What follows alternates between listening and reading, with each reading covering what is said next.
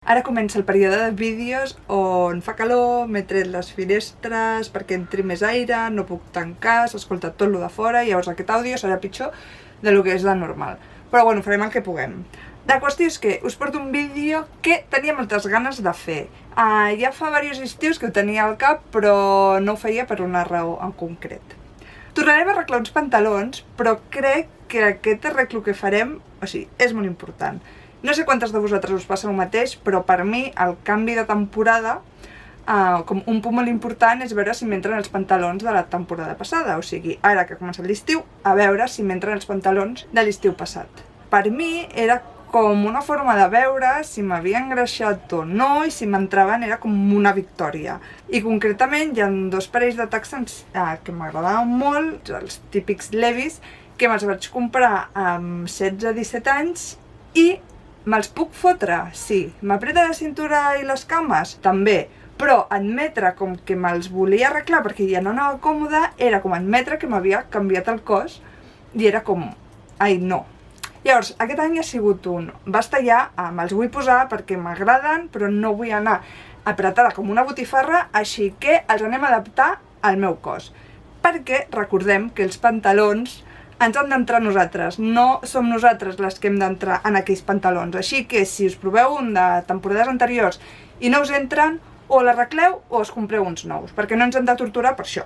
Dit això, us presento els meus pantalons originals, que com veieu, sí, em poden entrar, em tanca la cintura, però, bueno, còmode, el que es diu còmode, no són. I és el que us deia, a la part de les cames m'apretaran un munt. I jo el que vull anar és ample i còmode. El primer de tot que hem de fer és provar-nos els pantalons i veure l'amplada de més que necessitem. En el meu cas, com veieu, la part on em falta més és la part de la cintura. I amb una cinta mètrica el que he mesurat és que més o menys el que necessitava era 8 centímetres més d'amplada per anar còmode. Amb aquesta mesura presa, que és com la més important que necessitem, el que hem de fer és desmuntar els texans. Per això hem de descosir la costura lateral de banda i banda, i a la part de la cintura, si els vostres texans no tenen costura en aquella part, en els laterals, el que heu de fer és directament tallar. No us preocupeu, que després ho arreglarem i quedarà tot perfecte.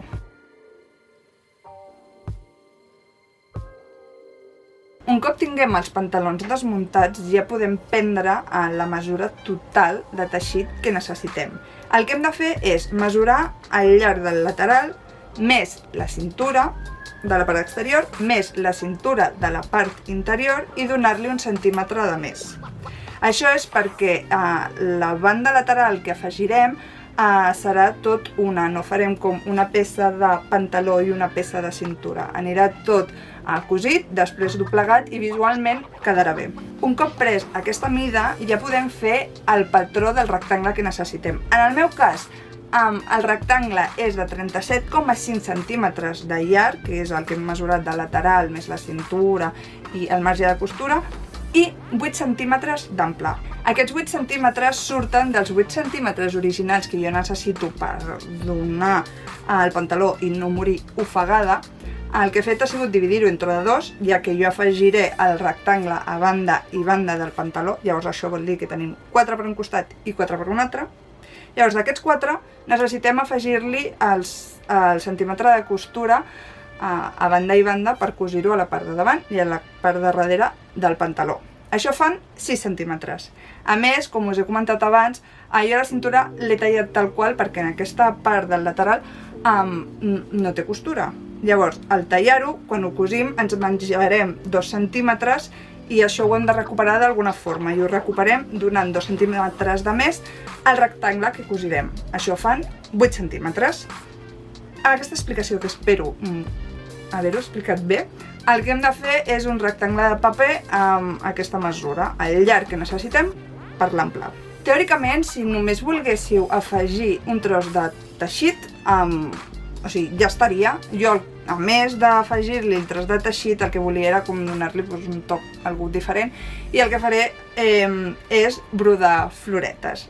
El teixit que jo utilitzaré és la part de baix d'uns pantalons texans llargs que se'n van trencar de dalt, el típic que es rossa l'entrecús i s'acaba trencant, doncs això, però com la part de baix estava bastant bé, ho vaig guardar per si acaso i mira, al final ho he utilitzat. Llavors, si voleu brodar, teniu 2 vídeos més al canal que ho vaig fer l'estiu passat, us ho deixaré per aquí dalt, però bàsicament el que necessiteu és col·locar el teixit en un bastidor per tensar-ho bé i poder treballar supercòmode i bàsicament marcar el dibuix que vulgueu fer. Ho podeu fer freestyle, o sigui, així a ojo, però si voleu algun concret o que quedi com superperfecte, us recomano que us dibuixeu el que vulgueu brodar, o ja sigui amb llapis, amb boli o amb qualsevol cosa que us permeti visualment veure el disseny i poder seguir-ho a l'hora de brodar.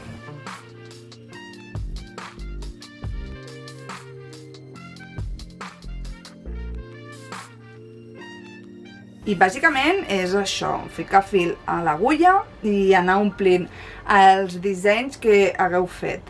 Paciència i gaudiu del procés.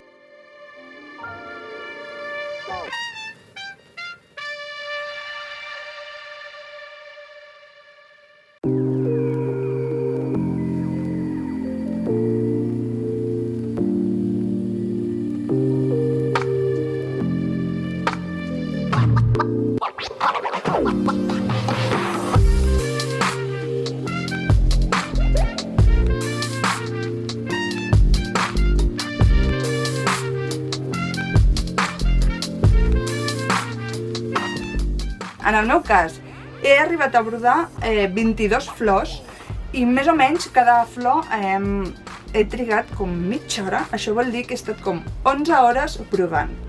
I bàsicament l'altre dia vaig fer com pensant, vaig fer la reflexió de si jo volgués vendre ara aquests pantalons, a quin preu haurien d'estar a la venda? Si volgués cobrar 10 euros l'hora, que tampoc és res de l'altre món, només el treball de brodar comportaria 110 euros, més el treball de modificar els pantalons, o sigui que l'hauria de vendre per 200. Realment, el preu de l'artesania, de les coses fetes a mà, de les coses ben fetes, de les coses ben pagades, és elevat i no estem acostumats i després és difícil trobar públic que estigui disposat a fer-ho. Llavors és com, la diferència aquesta, no?, del preu en el que comprem les coses i el preu real que pot tindre una peça ben feta, exclusiva i artesanal. Però un cop que ja tinguem llest el nostre disseny, ja estigui brodat o el que sigui que vulgueu fer, l'hem de tallar, bàsicament. I com veieu, els meus rectangles al voltant tenen com un polit de fils. Això és que he passat l'overlock, que l'overlock és una màquina, a part de la màquina de cosir normal, que el que fa és aquest remate que permet que no es desfili el teixit. Només normal és que no tingueu. Si voleu fer aquest polit, amb la màquina normal també es pot utilitzar la puntada de zig-zag, que més o menys dona el mateix efecte i fa la seva funció. I ja per acabar, anem a col·locar el rectangle en el pantaló. Bàsicament el que hem de fer és estendre per complet el pantaló, o sigui, la part de la cintura que està com doblegada, hem d'intentar obrir-la del tot per aconseguir una superfície més o menys recta on posicionar el rectangle que hem tallat. Un cop el posicionem, el que ens hem de fixar és que estigui costat bo amb costat bo i bàsicament el que hem de fer és cosir de dalt a baix i prou. Una cosa que heu de tenir en compte en aquest punt és que si el vostre pantaló és com el meu, que no té costura a la part de la cintura i l'heu tallat directament, a l'hora de posicionar el rectangle vosaltres heu de fer que els laterals de la cintura i del rectangle coincideixin.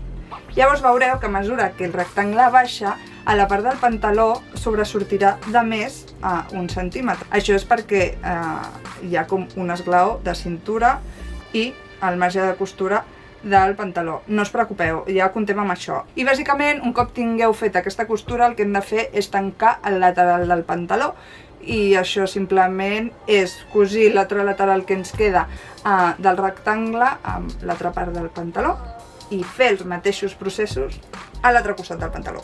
Un cop tinguem cosit ja els dos laterals, només queden 2 processos, que el primer és decantar la costura que acabem de fer.